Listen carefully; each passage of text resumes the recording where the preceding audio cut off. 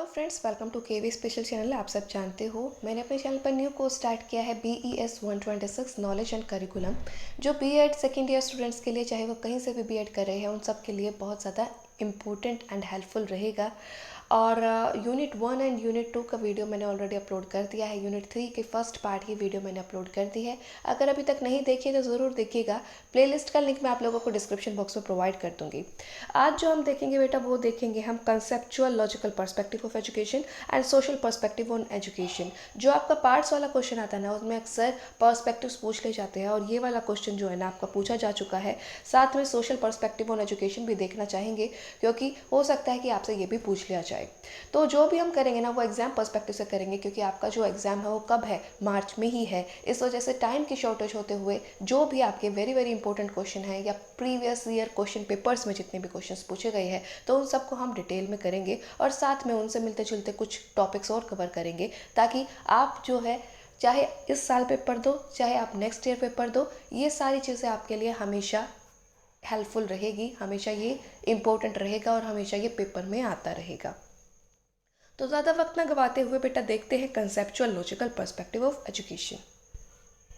सो screen पर आप लोग देख सकते हो conceptual logical perspective of education. Start करने से पहले कहना चाहूँगी कि अगर चैनल के साथ फर्स्ट टाइम जुड़े हो तो चैनल को सब्सक्राइब करना ना भूलें। सब्सक्राइब के साइड में एक बेल आइकन होगा, उसको प्रेस जरूर करना, ताकि आपको सभी नई वीडियोस के नोटिफिकेशंस टाइम टू टाइम मिलती रहे। छोटी सी गुजारिश ये है कि वीडियो के लिंक को या फिर वीडियो को ज़्यादा से ज़्यादा शेयर ज़रूर कीजिएगा, ताकि जितने भी ज़रूरतमंद लोग हैं उन सब तक ये पहुंच सके और उनकी भी हेल्प हो सके।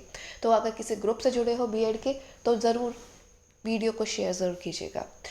देखिए बेटा, conceptual logical perspective of education की बात करते हैं, तो बात करूँ अगर RS पीटर्स की, ठीक है, ये कौन है? एक एजुकेशनिस्ट है, एक शिक्षा शास्त्री है, जिन्होंने एजुकेशन के कंसेप्ट को कंपेयर किया है किसके साथ? रिफॉर्म और क्योरिंग के साथ। अब रिफॉर्म और क्योरिंग के साथ क्यों किया, वही हम इस लॉजिकल पर्सपेक्टिव ऑफ एजुकेशन में पढ़ने वाले हैं। उनके अकॉर्डिंग क्या है, उन्होंने कहा कि एजुकेशन को उन्होंने किसी भी एक प्रक्रिया या फिर प्रोसेस के साथ रिफर नहीं किया कि एजुकेशन एक प्रोसेस है, ये वाला प्रोसेस है, ऐसा कुछ नहीं कहा। उन्होंने कहा कि it encapsulates criteria to which any one of a family of a processes must conform।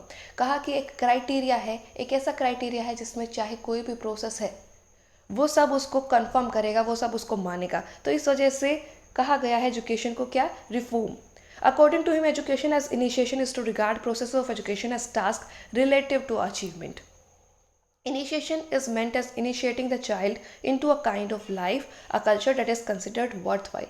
तो initiation का मतलब क्या है? उन्होंने कहा कि in this way, कि जो एजुकेशन की प्रक्रिया है ना, जो एजुकेशन का प्रोसेस है, वो बेसिकली क्या है? वो ऐसा टास्क है, वो ऐसा कार्य है जो हमें अचीवमेंट के साथ रिलेट करने का कार्य करता है, ठीक है। नेक्स्ट कहा कि initiation is meant as initiating the child into a kind of life. कि इनिशिएशन का मतलब ये है कि हम बच्चे को इनिशिएट कर रहे हैं, ऐसा उसको लाइफ प्रोवाइड कर रहे हैं, या ऐसा उसको कल्चर प्रोवाइड कर रहे हैं जो उसके लिए वर्थवाइल साबित होगा। मतलब कि बच्चे को, जैसे हम एक फॉर्मल सेटिंग में स्कूल्स क्यों खुले हैं, या फिर क्लासरूम क्यों खुली है, बच्चे और कहीं क्यों नहीं पढ़ते, या ट्यूशन सेंटर्स क्यों है, या कोचिंग सेंटर क्यों है? क्योंकि उनको एक ऐसा कल्चर प्रोवाइड किया जाता है जो उनके लिए वर्थवाइल है, जो उनको एजुकेट करने का कार्य करता है, उनको एक ऐसा लाइफ या उनको एक ऐसा कल्चर प्रोवाइड करता है जो उनके लिए वर्थवाइल रहता है, और जो उनको एजुकेट करने के लिए हेल्पफुल रहता है।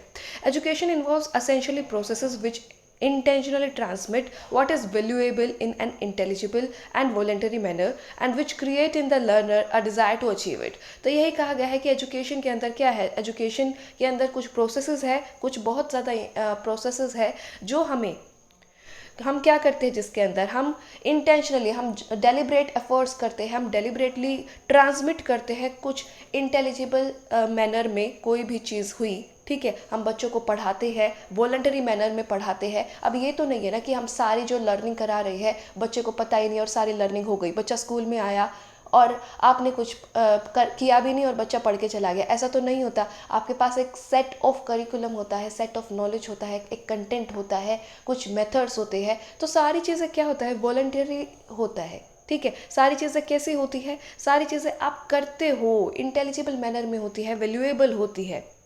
एक ऐसा इन्वायरमेंट होता है जहाँ बच्चा पढ़ सके, एक ऐसा होता है, एक ऐसा आप एनवायरनमेंट बनाते हो जिसमें बच्चे के अंदर एक ऐसी जिज्ञासा आती है कि हाँ, हमें ये चीज़ सीखनी है, हमें ये चीज़ पढ़नी है, और आगे बढ़ते हैं वो चीज़ें, वो जो माइलस्टोन आप सेट करते हो उनको अचीव करते हुए चलते हैं। तो यही चीज़ बात कही गई है। It implies that a man who is educated is a man who has succeeded in relation to certain task on which he and his teacher have been engaged for considerable period of time. तो यही कहा गया है कि man को educated कब कहोगे आप, कि जब वो जो सर्टेन टास्क जो हमने सोचा था ना, हमने जैसे सोचा कि मान लीजिए एक छोटा सा मैं एग्जांपल दूँ तो और ज़्यादा क्लियर हो जाएगा। मैंने सोचा कि बच्चों को ना जो कैरी वाले 2 डिजिट वाले आपके एडिशन है ना वो आ जाए। तो वो कब आएंगे, जब मैं उनको सिखाऊंगी, जब मैं उनको बहुत अच्छे से सिखाऊंगी, उनको कुछ ट्रिक के साथ, कुछ ट्रिक नहीं कहूँगी, कुछ अलग मेथड्स के साथ, कुछ इंटरेस्टिंग वे में अगर सिखाऊंगी तो वो बहुत जल्दी सीखेंगे। और वो चीज़ सीखेंगे कब, जब मैं भी इंगेज रहूँगी, जब बच्चा भी इंगेज रहेगा, और एक हम टाइम पीरियड भी उसमें लगेगा, और उसके बाद जो बच्चों का जो अचीवमेंट होगी तब हम उसको कहेंगे कि बच्चे को वो चीज़ आ गई है। Thus, achievement is relative to a family task which we call processes of education. The set of these processes are termed as curing. इसको ही क्या कहा जाता है, ये जो processes जो follow होते हैं जिसको हम achieve करते हैं, तो इसी को कहा गया है curing, which contribute to making them the men morally better. तो क्योरिंग के अंदर बेसिकली एक चीज़ आ जाती है कि हमें सिर्फ बच्चों को इंटेलिजेंट नहीं बनाना है, हमें सिर्फ बच्चों को कुछ कंटेंट्स नहीं, टॉपिक्स नहीं पढ़ाना है, हमें बच्चों को क्या करना है, इसमें क्योरिंग वाली चीज़ भी आ जाती है कि हमें उनको मॉरली बेटर भी बनाना है, हमें उनको नैतिक रूप से भी उनका विकास करना है, उनके अंदर सही और गलत की पहचान, ईमानदारी के गुण, पोलाइटनेस, तो ये सारी चीज़ें भी उनके अंदर डेवलप करनी है एजुकेशन के साथ साथ। On the same lines, educating people suggest a set of processes whose principles of unity is the teachers who enters the profession would be striving to initiate others into a form of life which they regard as desirable, in which knowledge and understanding play an important part. तो simple सी बात यही कही गई है कि अगर हम चाहते हैं, अगर हम किसी को पीपल को एजुकेट कर रहे हैं, तो उसके अंदर कुछ प्रतिक्रियाएं, कुछ प्रक्रियाएं चलती है, कुछ प्रोसेसेस उसके अंदर चलते हैं, जिसमें क्या होता है कि एक टीचर होता है जो एक प्रोफेशन में एंटर किए होता है, और वो ट्राई करता है, वो स्ट्राइव करता है कि जो भी जिसको भी एजुकेट करना है उसको एक ऐसे कल्चर में, उसको एक ऐसे फॉर्म ऑफ लाइफ में हम इनिशिएट कराए जिससे कि जो भी हम डिज़ायरेबल चाहते हैं, जो भी हम चाहते हैं कि वो सीख जाए, उसके लिए एफर्ट्स किए जाते हैं, और जिसके अंदर नॉलेज एंड अंडरस्टैंडिंग, मतलब जो आप ज्ञान दे रहे हो और वो जो बच्चा सीख रहा है या नहीं सीख रहा, अंडरस्टैंडिंग होनी भी तो ज़रूरी है। अब एक टीचर क्या है, नॉलेज प्रोवाइड करता रहे, वो अपना कंटेंट बोलता रहे, सिलेबस कराता रहे, और पता चल रहा है कि बच्चों के सारा ऊपर से जा रहा है, क्योंकि आपने जो पढ़ाया है ना वो बच्चों के लेवल का था ही नहीं, तो वहाँ ये चीज़ आ जाती है। या फिर आपने इस वे में पढ़ा दिया, इस तरीके से पढ़ा दिया कि बच्चों को कुछ समझ नहीं आया। इसका मतलब क्या है कि अंडरस्टैंडिंग होना भी तो ज़रूरी है, तभी तो आप कहोगे कि कोई एजुकेट हुआ है, तभी तो आप कहोगे कि उसने कुछ सीखा है, जिसको भी आप कुछ सिखाना चाहते हो। तो नॉलेज और अंडरस्टैंडिंग इसमें बहुत बड़ा इंपॉर्टेंट रोल प्ले करती है। The learned content must be worthwhile and morally unobjectionable. तो लर्नड कंटेंट कैसा होना चाहिए, जो आपका सिलेबस है या जो आपका कंटेंट है वो कैसा होना चाहिए, जो आप सिखाना चाहते हो, वो वर्थ वाइल, मूल्यवान भी होना चाहिए, और मोरली अनऑब्जेक्शनेबल भी होना चाहिए, जिसमें कोई भेदभाव ना हो, नैतिक रूप से भी वो क्या होना चाहिए, अनऑब्जेक्शनेबल होना चाहिए। The aim of education is to reform, and to reform means to make men better by encouraging this sense of responsibility. तो यही कहा गया है कि एम ऑफ एजुकेशन, एजुकेशन का उद्देश्य क्या है, रिफॉर्म करना। और रिफॉर्म का मतलब क्या है कि एक इंसान को हम क्या कर रही है, means to make man better by encouraging the sense of responsibility. जो उसके कर्तव्य है, जो उसकी रिस्पॉन्सिबिलिटी है, उनको हम इनकरेज कर रहे हैं कि मैन जो है वो सीखे, उसकी क्या क्या रिस्पॉन्सिबिलिटी है, उसके क्या क्या कर्तव्य है, उन सब के बारे में जाने। अब पीटर ने क्या किया है, 3 क्राइटेरिया बताए हुए एजुकेशन के, उनको भी देख लेते हैं। पहला आप क्राइटेरिया स्क्रीन पर देख सकते हो, an educated man is one whose form of life is thought to be desirable. तो सीधी सी बात यही है कि एक शिक्षित व्यक्ति वही है जिसका जो जीवन रूप है वो वांछनीय माना जाता है, डिज़ायरेबल माना जाता है। तो पहला क्राइटेरिया तो ये बताया है। सेकंड क्राइटेरिया की अगर बात करें तो लिखा हुआ है whatever he is trained to do, he must have knowledge, not just knack and an understanding of principles। कि हम कुछ भी अगर चीज़ किसी भी नॉलेज में अगर ट्रेन करना चाहते हैं तो सिर्फ ये नहीं है कि वो उस चीज़ को करने की उसके अंदर कुशलता हो, बल्कि ये हो, ठीक है, वो स्किल सीख जाए। सिर्फ ये ना हो, साथ में ये होना चाहिए कि वो अंडरस्टैंडिंग भी डेवलप करे। वो जो सिद्धांत है उनकी अंडरस्टैंडिंग सीख जाननी बहुत ज़रूरी है। ये नहीं है कि सिर्फ एक स्किल सीख लिया, ठीक है, सबसे ज़्यादा ज़रूरी क्या है कि प्रिंसिपल्स की अंडरस्टैंडिंग होना। थर्ड कहा है his knowledge and understanding must not be inert. तो नॉलेज एंड अंडरस्टैंडिंग जो है वो इनर्ट नहीं होनी चाहिए, कि वो दबी हुई है या वो अंदरूनी नहीं होनी चाहिए। उसको हम कहीं ना कहीं उजागर करें, उसको हम कहीं ना कहीं यूज़ करें, उसको हम अपनी सोसाइटी में या अपनी लाइफ में उसका इस्तेमाल करें।